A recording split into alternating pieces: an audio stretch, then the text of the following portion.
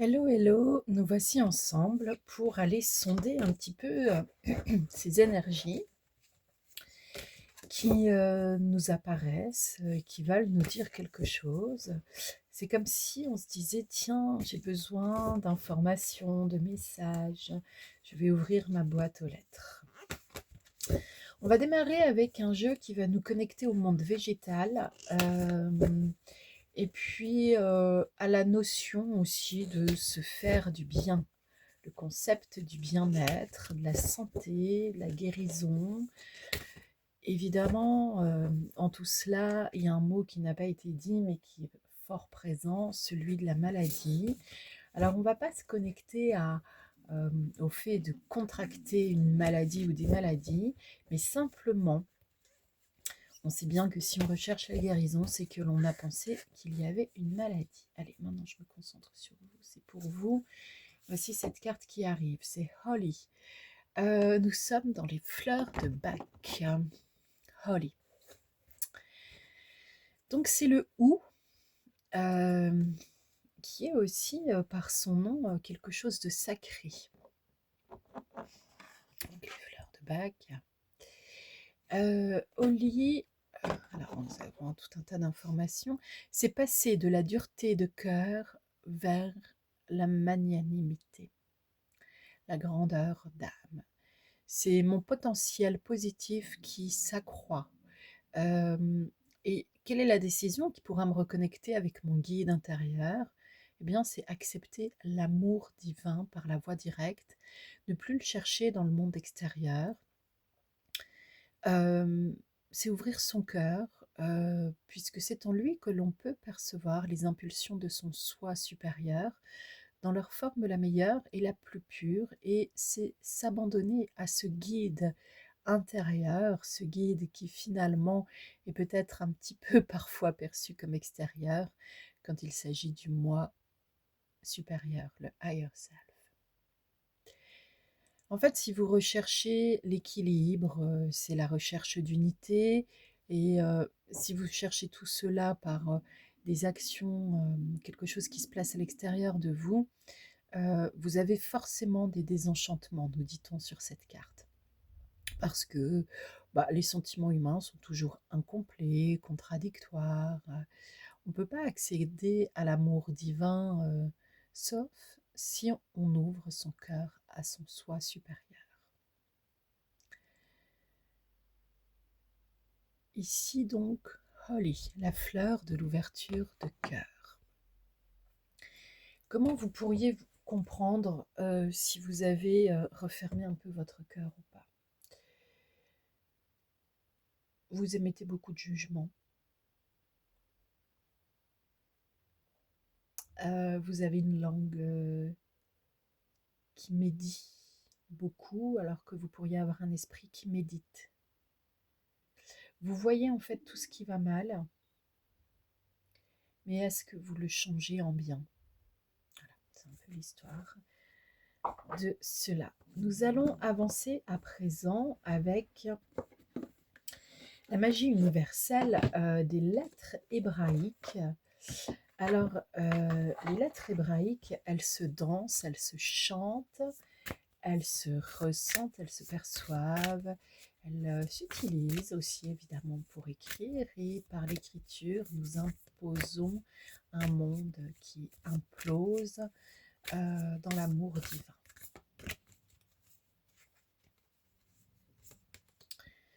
Donc nous avons Noun, qui nous parle aussi du signe du poisson, qui porte le numéro 14, et nous avons Samek, qui nous parle du poteau, c'est le numéro 15, qui se trouvait à tout à fait un autre endroit du paquet. Pour l'instant, cela suffit. Quand ça nous parle du poisson, c'est en réalité que nous sommes, c'est le signe du poisson, hein, mais c'est aussi, dans cette culture hébraïque, le signe de l'abondance. Quand nous avons du poisson, c'est comme un peu partout, c'est que nous avons réussi à pêcher, c'est que nous voulions pêcher parce que nous avions faim, et ainsi de suite. Donc, Dieu a pourvu à guérir et à nourrir notre âme, notre corps, notre cœur. Noun nous parle aussi de sérénité, mais également de froideur et d'adaptation. C'est plutôt une influence Mercure-Lune. En fait, c'est soit vous êtes dans un caractère plutôt accommodant, philosophie pratique, heureuse, insouciance, avec de l'acceptation, de la souplesse, de la sociabilité et de l'adaptabilité. Soit si vous êtes en moins, ce que Holly nous montre quand même hein, en fleur de bac, vous êtes dans un manque de personnalité, une inconstance, humeur changeante, peut-être une tendance à se laisser aller aussi. Et puis une sorte de soumission à la mode et aux préjugés. Alors les préjugés, ça revient aussi un petit peu au jugement dont je vous parlais tout à l'heure. Il faut savoir que Noun, c'est la 14e lettre de l'alphabet hébraïque. C'est la vie universelle, c'est son mouvement incessant, tout ce qui circule à travers les humains. Ça évoque aussi ce qui est caché et englouti dans les profondeurs. C'est une carte qui nous invite à comprendre nos parts d'ombre. Euh, Nous ne représente un poisson ou un serpent sortant de l'eau, la bouche ouverte, un peu à la recherche d'une bouffée d'oxygène, mais si on recherche cette bouffée d'oxygène, c'est aussi parce qu'on sait que cela va continuer à nous faire vivre. Donc on est dans un mouvement naturel, pas comme l'humain qui, lui, quand il cherche une bouffée d'oxygène, c'est pas trop bon signe. Ici, en fait, Noun nous représente la naissance hors de l'eau et l'appel du premier souffle pénétrant l'âme. C'est une lettre qui est à connotation plutôt féminine et elle invite à préserver l'intimité du regard des autres.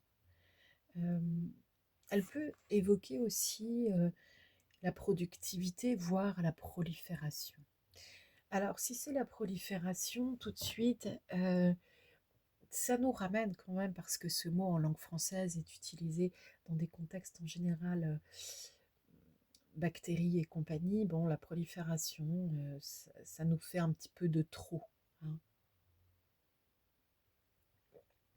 Et en réalité, pensez que si la vie ne prolifère pas, c'est la mort qui arrête tout. Donc on est plutôt dans des transmutations d'ordre vital. Euh,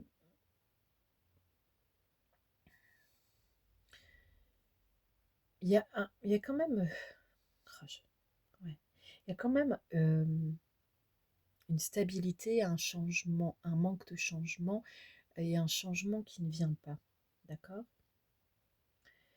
Dans le corps, ça va correspondre à tout ce qui est en lien avec l'eau, les émotions, votre corps énergétique d'eau également, plutôt la zone du pancréas et ce qui représente aussi la mise en œuvre.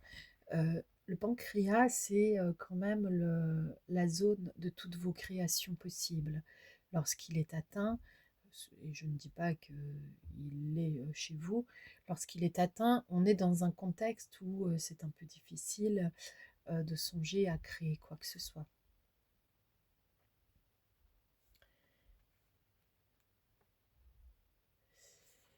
Noun, quand elle est avec Samek, c'est comme si on nous demandait en fait d'étinceler ou d'arrêter d'usurper une fausse identité. Là, on est vraiment dans le conditionnement identitaire, je dirais, et puis la perception de ce que l'on est véritablement.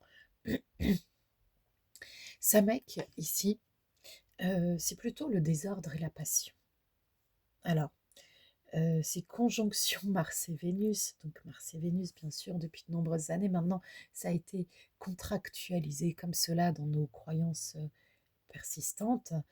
Euh, c'est l'homme et la femme, ou on va dire en général le masculin et le féminin. Eh bien, Samek nous parle bien d'attraction physique, pardon, voilà, Samek nous parle bien d'attraction physique, sexuelle, du désir, hein, passionnel, de magnétisme aussi. Alors le magnétisme entre 2 corps, mais ça peut être aussi le magnétisme par vos mains et c'est la protection contre les sorciers. Et dans le moins, dans le négatif qui apparaît avec sa mec, eh bien, c'est que on pourrait être dans la surexcitation, la complication, les intrigues, voire les ensorcellements. Alors pour ma part, les ensorcellements, je les ai, directement, sortis, je dirais, du contexte, médiéval, voire préhistorique et puis je les replace dans le contexte tout simple de ce que nous vivons aujourd'hui. L'ensorcellement, c'est le fait de se soumettre consciemment ou inconsciemment euh, au chant des sirènes. Et le chant des sirènes, c'est à peu près tout et n'importe quoi. Imaginez, vous avez un fort besoin d'exister à travers l'amour qui est censé vous porter quelqu'un d'autre. Alors vous vous mettez en relation sans cesse avec quelqu'un, sans cesse. Bon, bah ça, c'est quand même une complication plus qu'autre chose. Donc Samek, c'est la 15e lettre de l'alphabet et elle va plutôt nous parler de soutenir, d'appuyer, de reposer. C'est comme si elle était l'âme du monde et envisagée aussi comme le réservoir de la vitalité. Alors de tous les êtres, pas seulement pour vous. Donc vous avez quand même l'abondance, le réservoir de vitalité. On vous dit que finalement tout est là, tout est bien en place. Euh, Quelque part, il n'y a plus qu'à glisser gentiment la clé dans le cœur.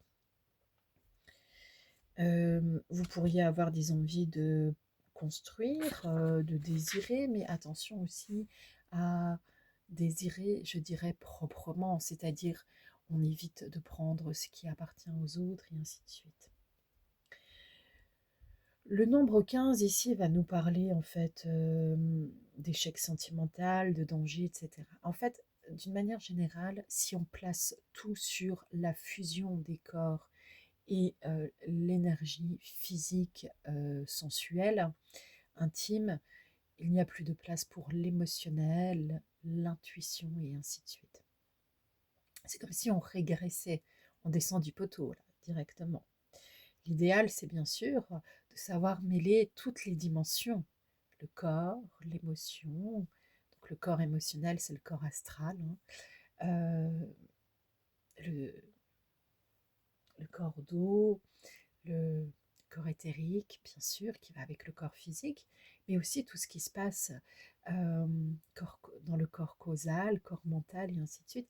C'est-à-dire qu'en fait, vous êtes vous-même une pyramide où, au gré de vos pensées, vous invitez vous-même dans telle ou telle pièce de cette pyramide. Ici, on est donc aussi dans une énergie de mise en œuvre, hein. On n'est pas du tout dans quelque chose qui nous dise qu'il va falloir se mettre au repos. Au contraire, vous allez repasser à l'action sur bien des choses, mais avec une conscience accrue. Vous allez avoir une vision claire. Oli, en fait, Oli, qui est donc la fleur de bac conseillée là ici et qui nous parle, euh, Oli est en train de dire simplement trouve le moyen de revenir dans ton cœur. Le cœur de ton être, c'est quoi? Et si pour certains, c'est par exemple le mot gentillesse qui provient du fond de vos entrailles, qui sonne à vos oreilles célestes, bien c'est que le fond de votre identité, c'est bien la gentillesse. Alors bien sûr, tout de suite, il y en a qui vont dire oui, mais enfin, trop gentil, trop... alors moi, je vais le dire comme ça, abruti. Et vous verrez qu'en plus, c'est pas mal, ça fait une bonne rime. Euh, mais en réalité, non. On peut être très gentil et avoir de la poigne et dire, écoutez, ici, ce sont mes droits et j'entends les faire respecter. Et je peux continuer à être gentil en disant cela. Euh, En voulant faire respecter ses droits, on pourrait être en colère et avoir des envies de vengeance. On peut aussi être en colère, se rendre compte que la colère provient simplement d'un mouvement intérieur, donc interne à soi-même, parce qu'on est déçu. On avait une autre idée de ce qui allait se passer. La colère n'a rien à voir avec l'autre, avec ce qu'il fait, ne fait pas, et ainsi de suite. La colère, c'est toujours vis-à-vis de soi-même, la tristesse aussi, la joie aussi. Et ça, c'est une bonne nouvelle. La compassion, c'est toujours finalement vis-à-vis de nous-mêmes que nous ressentons des choses. Alors bien sûr, ça, ça prend des détours dans nos rencontres, quelles qu'elles soient. On se met en joie avec certaines personnes, pas avec d'autres. C'est parce qu'il y a des compatibilités et des incompatibilités. Nous allons terminer avec l'oracle G de Gérard Barbier. La lettre...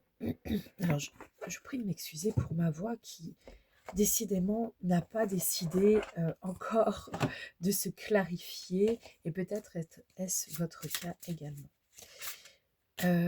Donc, nous avons la lettre P qui peut être significative.